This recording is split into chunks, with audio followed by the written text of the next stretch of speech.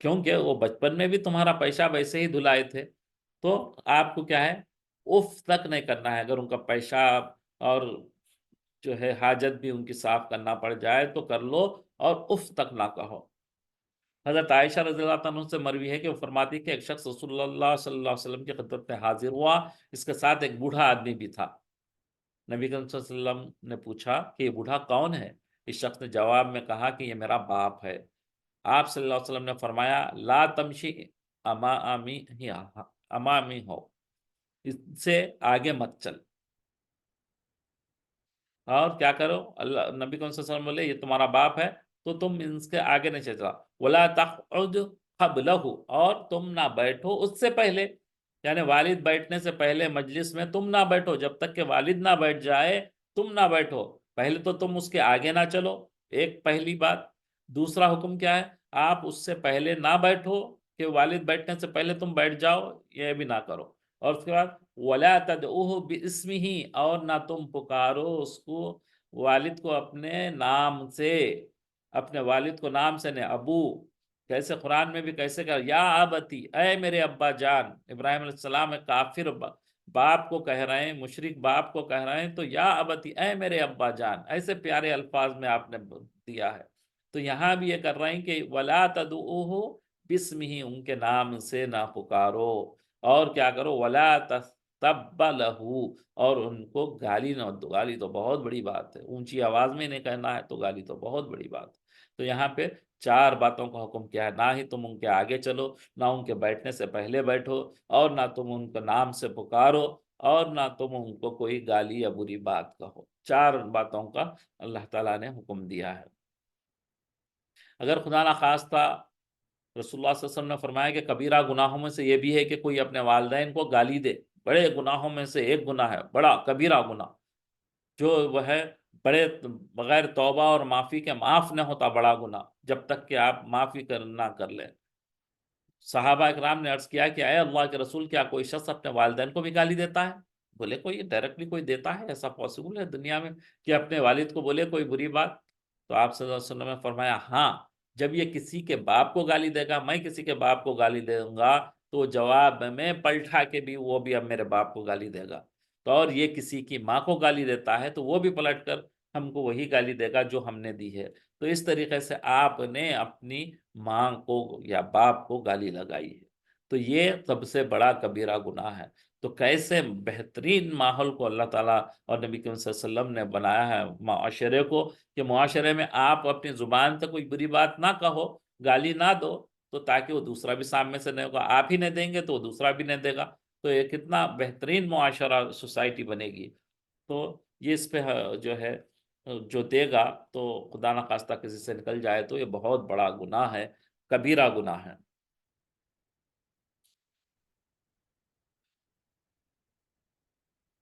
ادب بڑھاپے میں جب والدین کی کوئی بات ناگزار گزرے آپ کو، تو کیونکہ وَقُلْ لَهُمَا قَوْلًا كَرِيمًا اللہ نے فرمایا ہے، یعنی ان سے خوب ادب سے بات کرنا، اچھی بات کرنا، نرم لہجے میں بات کرنا، اچھے الفاظ کا استعمال کرنا، ان کی تکریم کا خیال کرنا، اکرام کرنا ان کا۔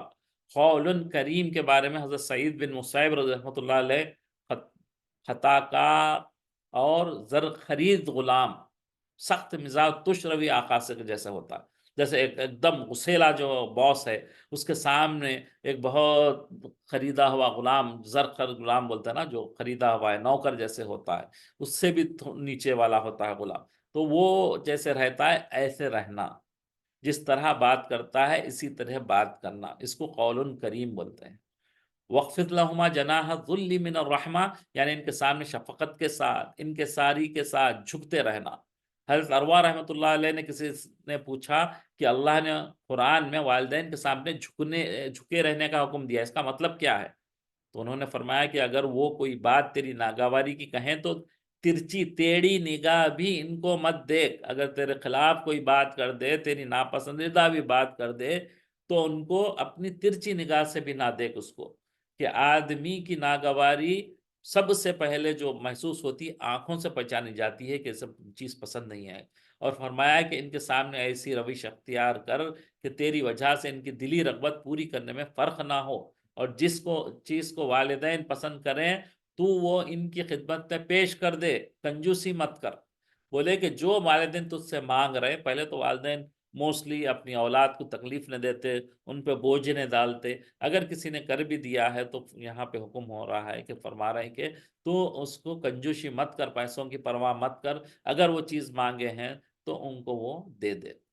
حضرت مفتی شفیع رحمۃ اللہ علیہ معرف القرآن میں لکھتے ہیں کہ والدین کی خدمت و اطاعت کا حکم کسی زمانے و عمر کے ساتھ نہیں ہے، یعنی کہ کوئی بھی چھوٹا بڑا والد جوان ہے یہ نہیں ہے، یہ ہمیشہ جب والد یا والدہ ہے یہ آپ کی، تو ہر عمر میں اس کا یہی ہے۔ ہاں، ہر عمر میں والدین کے ساتھ حسن سلوک کرنا واجب ہے، کیونکہ والدین کی خدمت اور ان کی رضامندی میں اللہ کی رضامندی ہے۔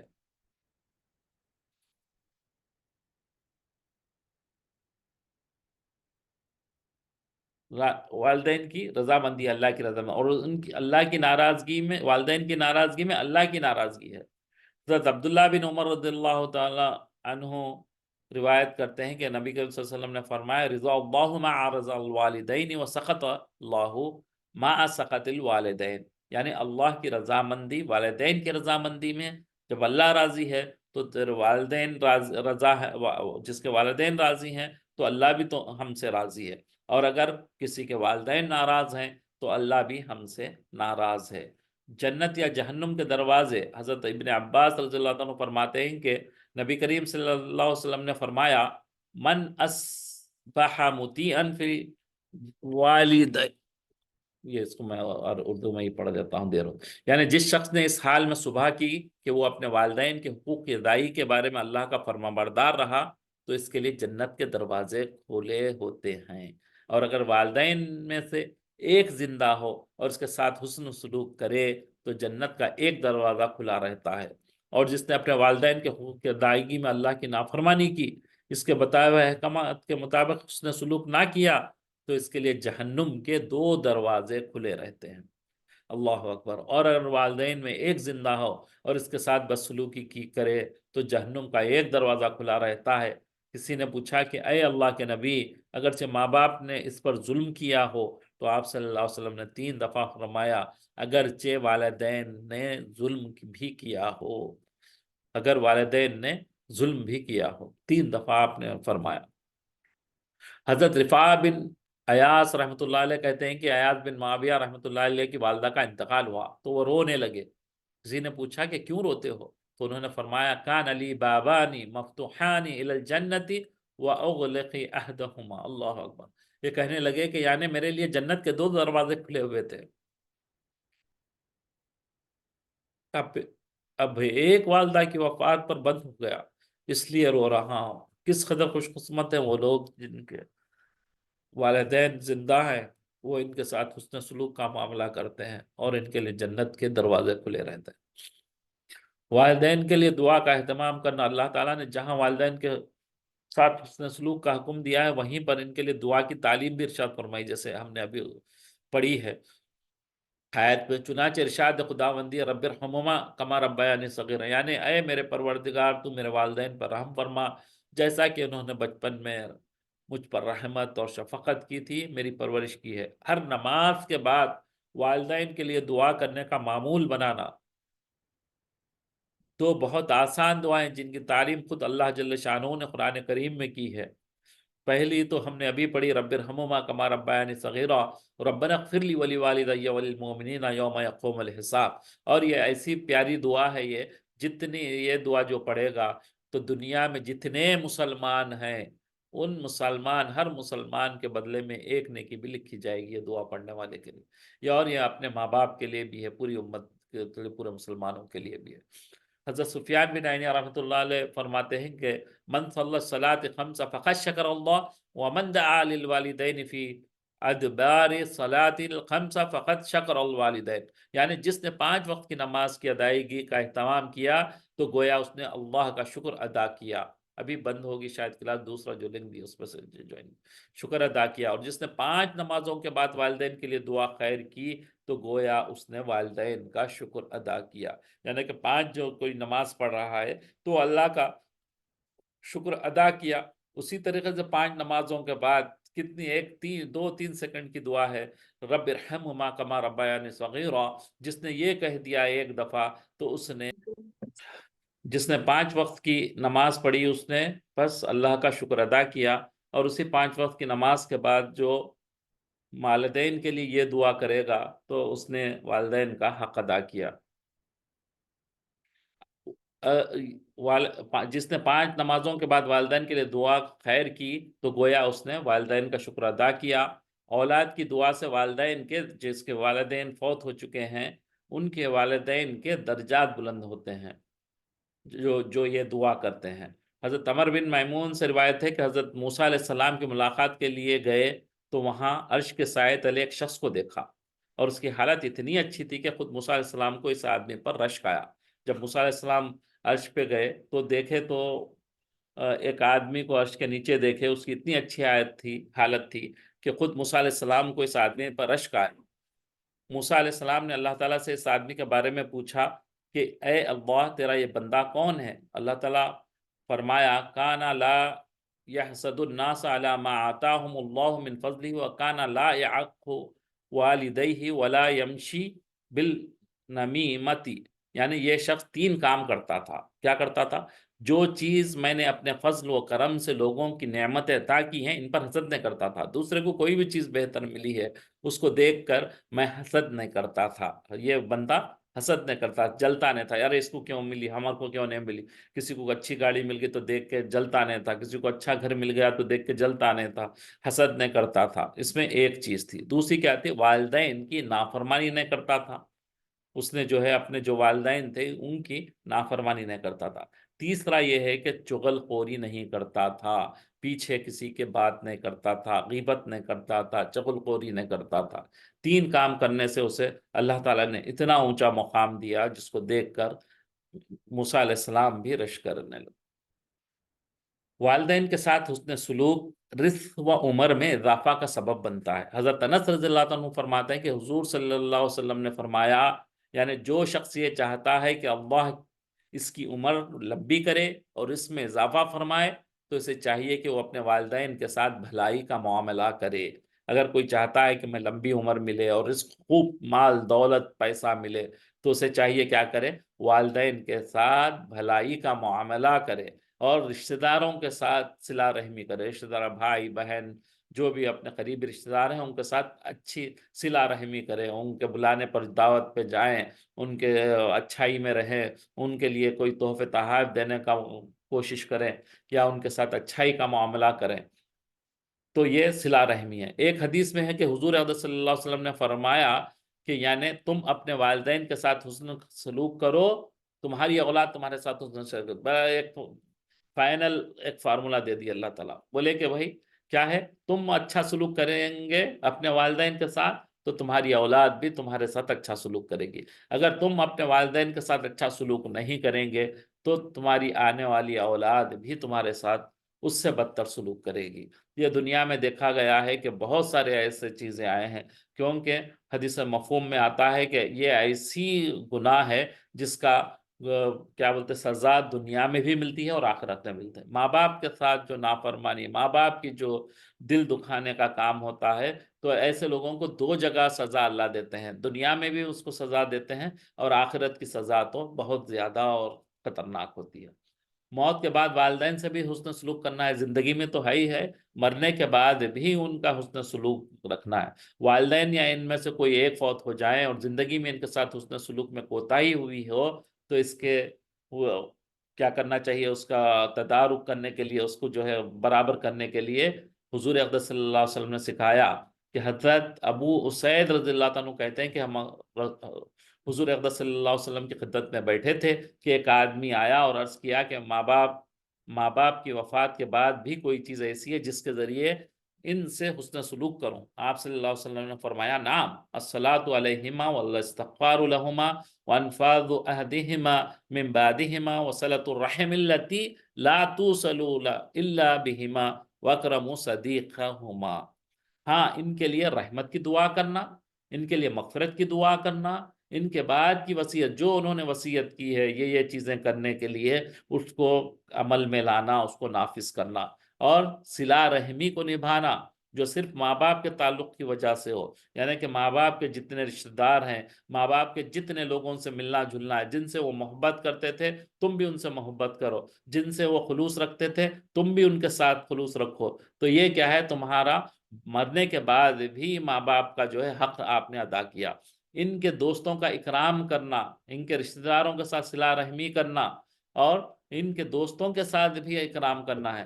نبی کریم صلی اللہ علیہ وسلم نے اپنی حیات طیبہ میں حضرت خدیجۃ الکبریٰ کی دوست کو تحفہ بھیجے تھے، کوئی مفہوم ہے، کتابوں میں لکھا ہے، تو آپ نے، کیونکہ وہ آپ کی بیوی کی جو ہے، ان کو بھی جو ہے آپ نے بھیجا تھا۔ اور تو یہاں پہ جو ہے ہم کو صلہ رحمی کرنا ہے، اپنے ماں باپ کے جتنے دوست ہیں، جتنے ان کے یہ ہیں، تو ان کو محبت کرنا ہے ہم، تاکہ جو ہے آپ کو، اللہ اکبر کبیرہ، صلہ رحمی کرنے کا آپ کو اجر ملے۔ حضرت ابو ہریرہ بردہ رضی اللہ تعالیٰ عنہ جب مدینہ تشریف لائے تو حضرت ابن عمر رضی اللہ تعالیٰ عنہما اس سے ملنے کے لیے آئے اور پوچھا تمہیں معلوم ہے کہ میں تمہارے پاس کیوں آیا ہوں؟ انہوں نے کہا کہ نہیں، تو فرمایا میں نے حضور صلی اللہ علیہ وسلم سے سنا ہے کہ کیا ہے، یعنی جو یہ چاہتا ہے کہ اپنے ماں باپ کے ساتھ خبر میں صلہ رحمی کرے تو اس کو چاہیے کہ ان کے بعد ان کے دوستوں کے ساتھ اچھا سلوک کرے۔ میرے والد عمر رضی اللہ عنہ اور تمہارے والد کے درمیان دوستی تھی، میں نے چاہا کہ میں اسے نبھاؤں، اس لیے تم سے ملنے آیا ہوں۔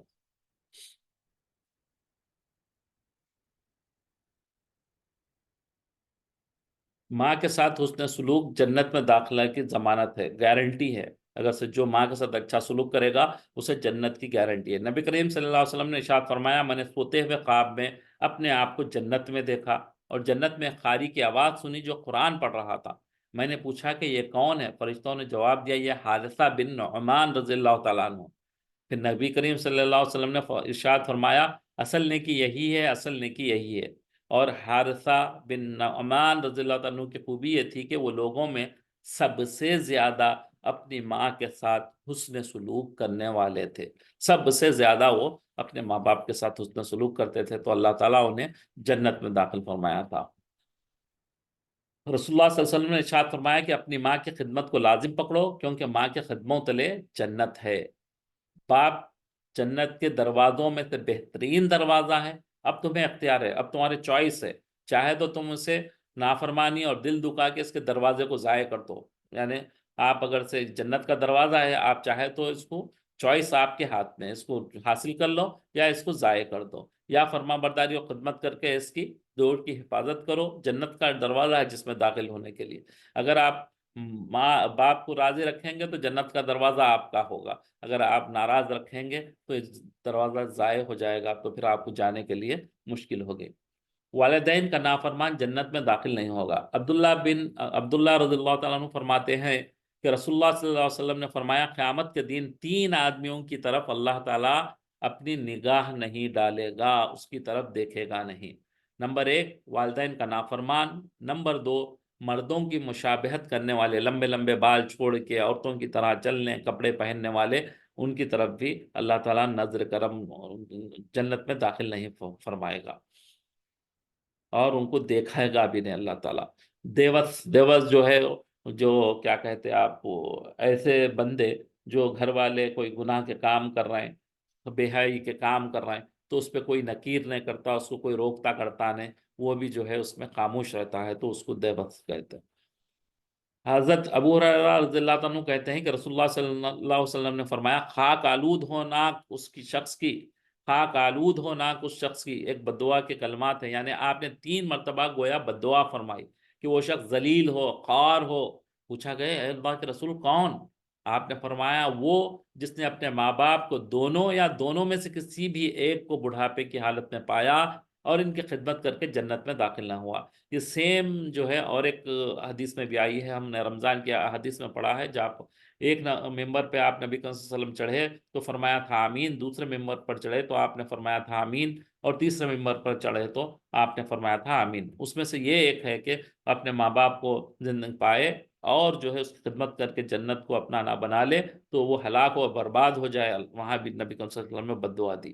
وہ بد دعا کیا ہے؟ وہ حدیث اللہ تعالیٰ کے الفاظ تھے، اور نبی کریم صلی اللہ علیہ وسلم نے اسے ریپیٹ کیا تھا اور جبرائیل علیہ السلام نے اس پر آمین کیے تھے. یعنی آپ اندازہ کر سکتے ہیں کتنے بڑے بڑے لوگ ہیں اس میں. اللہ کے الفاظ، نبی کریم صلی اللہ علیہ وسلم کی جو آواز اور جو ہے اس پر آمین کہنا. جبرائیل علیہ السلام جو سب سے بڑے مقرب فرشتے ہیں ان کی دعا پر آمین کہنا. تو اس میں کوئی دو راہ ہی نہیں، کوئی موقع ہی نہیں ہے. اگر وہ ماں باپ ناراض ہے اس کے تو وہ ہلاک اور برباد ہو جائے، بلکہ اللہ نے بتا دیا ہے جبرائیل علیہ السلام کے ذریعے نبی کریم صلی اللہ علیہ وسلم کے زبان سے. اللہ اکبر. والدین کی نافرمانی کی سزا، جس نے اپنے والدین کو گالی دی اس کے سر پر جہنم میں اس قدر آگ کے انگارے برسیں گے جس قدر آسمان سے زمین پر بارش کے قطرے برستے ہیں. صحیح مسلم کی حدیث ہے، جس نے اپنے والدین کو گالی دی اس کے سر پر جہنم میں اس قدر آگ کے انگارے ہوں گے جیسے کہ بارش ہوتی ہے. اور ہے تو ہم اس کو یہیں پہ اپنے کلاس کو ختم کرتے ہیں. سبحانک اللہم بحمدک نشہد ان لا الہ الا انت نستغفرک ونتوب الیک. اے رب کریم ہماری اس چھوٹی سی کوشش کو قبول فرما. اللہم صلی علی سیدنا محمد وعلی آل محمد کما صلیت علی ابراہیم وعلی آل ابراہیم انک حمید مجید. اے رب کریم ہمارے تمام گناہوں کو معاف فرما دیجئے. یا اللہ ہماری کوئی نیت، کوئی غرض نہیں ہے، صرف ہم اس لیے بیٹھتے ہیں کہ ہم آپ راضی ہو جائیں، آپ کی اور نبی کریم صلی اللہ علیہ وسلم کی ہم باتیں سنیں اور اس پر عمل کرنے کی سعادت حاصل کریں.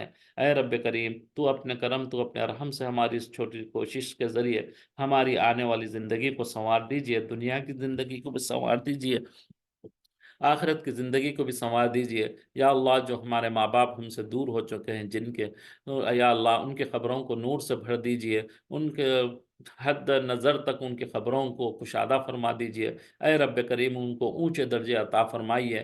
ہماری جو کوتاہیاں، ہماری جو کمزوری ان کے ساتھ بھی ہے اسے معاف فرما دیجئے، اس کے بدلے میں انہیں بہترین اجر عطا فرمائیے. اے رب کریم جن کے والدین بقید حیات ہیں ان کی لمبی عمر عطا فرمائیے، عافیت کے ساتھ، صحت و عافیت کے ساتھ، خوشیوں کے ساتھ ان کی زندگی کو لمبی فرمائیے. اپنے بچوں سے راضی ہو کر ان کی زندگی گزاریے، بچوں کو ان کو راضی کرنے والی زندگی عطا فرمائیے. اے رب کریم آپ کے ہاتھ میں سارے قلوب ہیں، ہمارے دلوں کو پھیر دیجئے. اپنے والدین سے محبت، عزت، احترام کرنے کی سعادت نصیب فرمائیے. اے رب کریم ہم نے جو پڑھا ہے، جو سنا ہے اس پر عمل کرنے کی ہم کو توفیق نصیب فرمائیے. ان کے لیے پانچوں نمازوں میں ہمیں رب ارحمہما کما ربیانی صغیرہ دعا پڑھنے کی ہم کو سعادت عطا فرمائیے. اس کو پابندی کے ساتھ دل سے پڑھنے کی ہم کو سعادت نصیب فرمائیے. اے رب کریم ہمارے تمام گناہوں کو معاف فرما دیجئے. امت جہاں جہاں پریشان ہیں ان کی تمام پریشانیوں کو دور فرما دیجئے.